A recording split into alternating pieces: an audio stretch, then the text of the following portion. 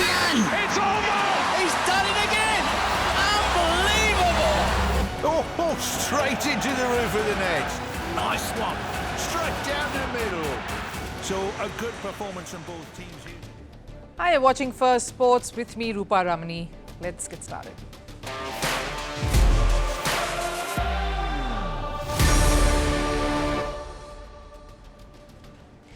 On the show today, confessions of cricket stars reveal the Indian Premier League ended their careers. Is the pressure that comes with performing in the IPL overwhelming? What's the real deal when it comes to IPL, and can that be career-threatening too? FIFA World Cup continuously finds itself on the back foot with threats of strikes now. Condition is there can be no ice at the World Cup. Will USA relent? And PSL triggers yet another social media meme fest after an incident plays out starring Australian former captain Steve Smith. We bring you the lighter side of it. But first, the headlines on Sports 360. Starting with cricket and the Indian Premier League, in a major blow for the Delhi Capitals, Australian pacer Mitchell Starc is reportedly set to miss at least 3 more matches. Starc is recovering from a shoulder and elbow injury and is highly unlikely to join the camp before the 20th of April.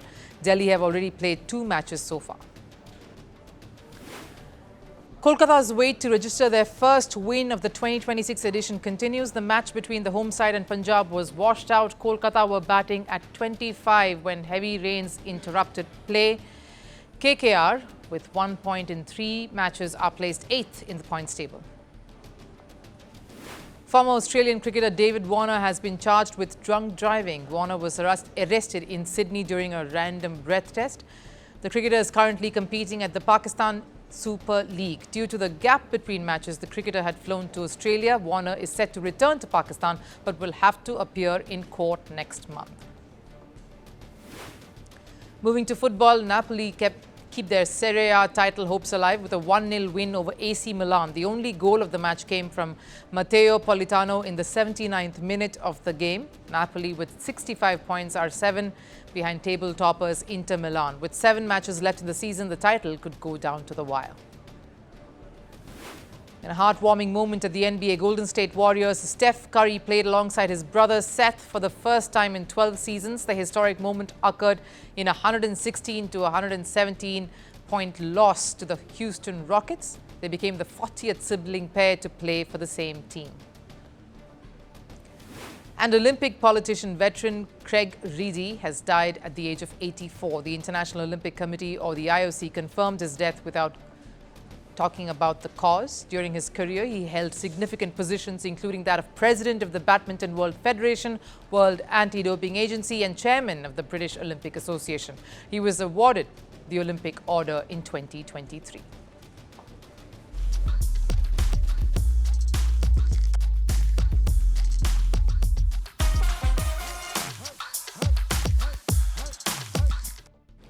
Playing for your country in the biggest stage like a World Cup, the Olympics, or the World Championship is considered the pinnacle of sport. Winning is everything.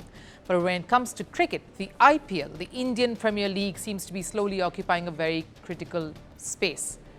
A crucial part in the cricketing calendar and a key chapter in players' careers. Recent confessions by certain former cricketers have put the spotlight sharply on the IPL. How important is it to perform at this stage? Can it truly affect a cricketer's journey in the sport? And is the pressure that immense? Now, IPL is a beast of a tournament, and I say it with great pride. It's established itself as one of India's premier leagues the world over. It's a globally recognized brand and cricketing property. Fans can never get enough of this league. The window is also ideal, and cricket contests are electrifying. The fan base, the broadcast, all are synced up to be a part of a carnival. But if you thought that is exactly what the franchises and the cricketers themselves feel, then that it is a carnival, then you are horribly mistaken. The IPL is that pressure point in every year for all franchises in it, from the players to the owners and everyone in between. We really do not have to dig too deep or have heart-to-heart conversations with too many athletes or people involved in those franchises to realize and comprehend this. Look, I've worked closely with a couple of these teams, and It's given me a very clear idea and picture around this tournament. The IPL is no kiddie playground. It's serious business and there is a lot on the line. Let's start with a case in point closer to home with R Ashwin, who made a glorious comeback to the yellow team just last year. It was the biggest homecoming story of 2025 and there was much fanfare around his return to the Super Kings outfit.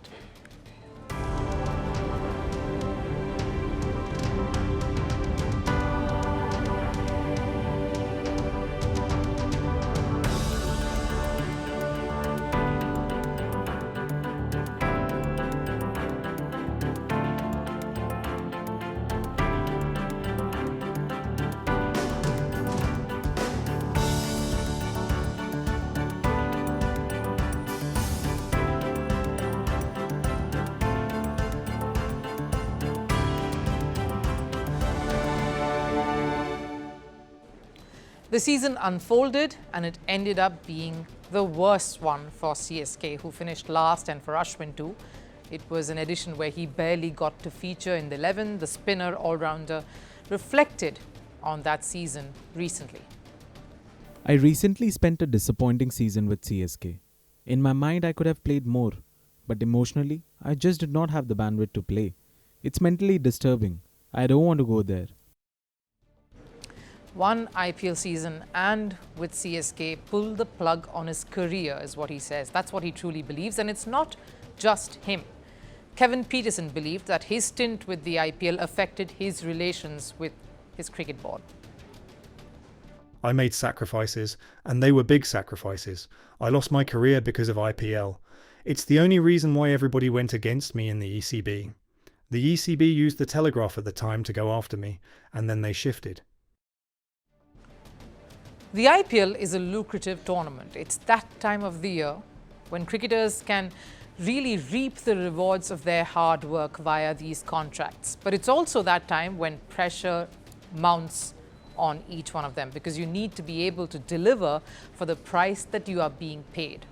It's as simple as that. For many cricketers, it's a balancing act. For fast bowlers in particular, it is to stay injury-free because a World Cup may be just around the corner that very year. For young captains, it's a double-edged sword where certain franchises will not give you wiggle room for failure or any time to breathe and experiment. For others, particularly the foreign players, it's a different ballgame. They have to turn up for the jersey they wear and are born into, their national colours, just as much as they crave the spotlight of the IPL. Bottom line, the Indian Premier League is one window you just can't miss, but there are sacrifices you have to make for that.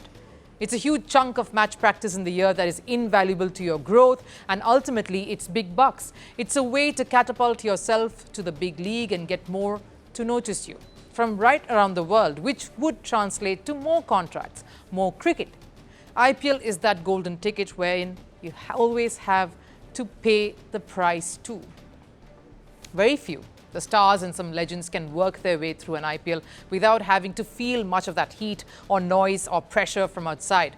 But for them, it's a different kind of battle, one that they have to fight every day. Non-performance or a slump for these legends can hurt more. It can cut a deep scar like it did with India's Rohit Sharma one year. So safe to say, IPL is a hard playground. It is ruthless, unforgiving, and it is an arena that will test, challenge, and push everyone to the limit. These confessions only attest to a fact that many in the franchises are living through constantly. And maybe that's one thing you as fans should reflect on every time you cheer or criticize your favorite team or cricketer. The concerns surrounding the FIFA World Cup seem to be never-ending because one of the co-hosts, the United States, is increasingly dragging the tournament into its internal battles. The latest flashpoint is around immigration enforcement. Food service workers at the iconic SoFi Stadium in Los Angeles have issued a clear warning: keep ICE agents away from the World Cup or face a strike. And once again, it is Donald Trump's policies casting a long shadow over football's biggest spectacle. This World Cup is now clearly becoming a tournament that is being shaped and reshaped by politics, because rather than embracing the global spirit of football, America seems to be imposing its own system, its own tensions and its own priorities on it. From skyrocketing ticket prices to controversial visa policies, the American World Cup is slowly turning into a logistical and emotional headache for fans across the globe. And now it's not just about the fans. The friction is growing within the country itself. A union representing over 2,000 food service workers in Los Angeles has stepped in, and they've laid down 3 clear demands to FIFA. They want protection over union jobs, they want support to tackle the increasing housing prices for short tenures, and above all, no ICE agents at the venues. They're quite clear on that. Now, this is not just about wages or working conditions. This is about fear. Fear of immigration crackdowns, fear of raids, fear of turning up to work at a global sporting event and not knowing what might happen next. And the warning is loud and clear. If these demands are ignored, if these demands aren't met, they will strike. Now, why does this matter so much? Because SoFi Stadium is not just another venue here in the scheme of things. It's scheduled to host 8 World Cup matches, and it's a centerpiece of the American leg of the tournament. What happens here sets the tone for everything that follows. So instead of a seamless organization, America is focused on imposing its own political measures at the World Cup. ICE is a key part of the overall security apparatus for the World Cup. We are dedicated to securing that operation, and we are dedicated to the security of all of our participants as well as visitors. Now that sounds reasonable. It looks like America is trying its best to focus on the security aspect of the event. But in addition to this, the acting director has also said there will not be any pause on the immigration crackdown even at the World Cup. And that's the worrisome part. ICE as an agency has been at the center of multiple controversies in this regard. From aggressive raids to excessive force, even incidents that have resulted in deaths. And that's why the name itself, ICE, doesn't inspire any sense of confidence or generate any sense of calm. It only creates fear, not just among workers, but also among international fans.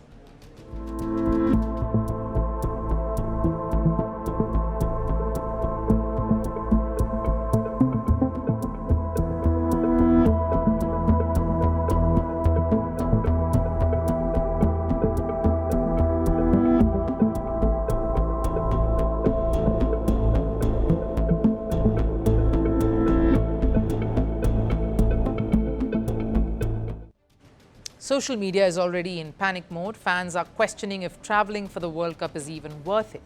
So the big question is, why persist with a model that is clearly causing a wave of discomfort? Why push policies that are alienating the very people this event is meant for? Because this World Cup is drifting further away from what FIFA promised. They promised a World Cup for all. Instead, what we are getting is a tournament where tickets are unaffordable, entry is uncertain, and now even the environment inside stadiums could cause panic. Yes, security is essential, but there's a fine line between security and intimidation, and right now in America, that line seems dangerously blurred. Because here's the truth, a World Cup is not just about matches, it's about moments, memories, and it's about belonging. It's about fans feeling welcomed and not being watched constantly. It's about celebration and not being cautious about every single move they make. And seems like America is making the World Cup all about the other instead. If America continues to let its policies shape the world event, then it won't be a celebration of the sport. It would eventually become another platform for America to showcase its politics. Cricket, they say, is a team game, but sometimes it becomes very personal. And right now, social media is having an absolute field day because what just happened in the Pakistan Super League feels less like miscommunication and maybe more like poetic justice. Steve Smith, the man known for his sharp cricketing brain, has found himself on the receiving end of a moment that fans are calling revenge. In a clash between Multan Sultans and Quetta Gladiators, Steve Smith wanted the strike, but his partner Sahibzada Farhan had other plans, and what followed has gone viral.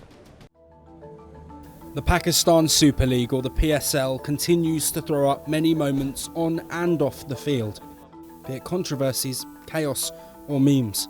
The latest incident came during the clash between Multan Sultans and Quetta Gladiators. It was all going perfectly to plan for Multan. A solid start, momentum building, and at the heart of it, Steve Smith.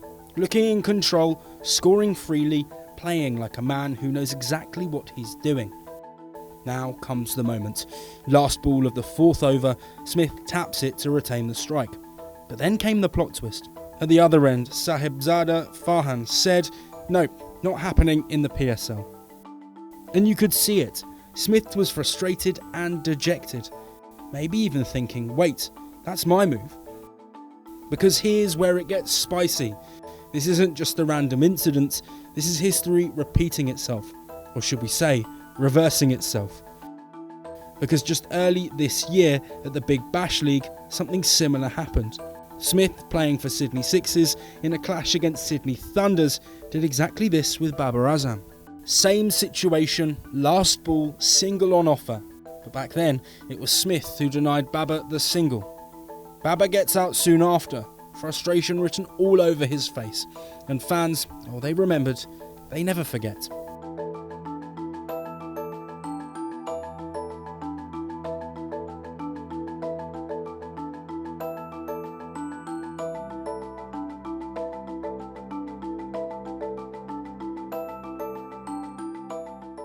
Revenge, karma, full circle moment. The internet has already delivered its verdict, and honestly, you couldn't have scripted this better.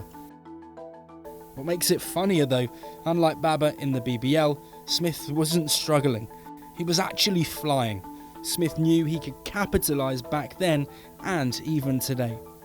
So this wasn't desperation, this wasn't pure intent. Smith wanted to take charge, wanted momentum, wanted the game on his terms. He scored 53, and it was his innings that guided Multan home by 6 wickets. So what was it really? Miscommunication, game awareness, or just pure coincidence?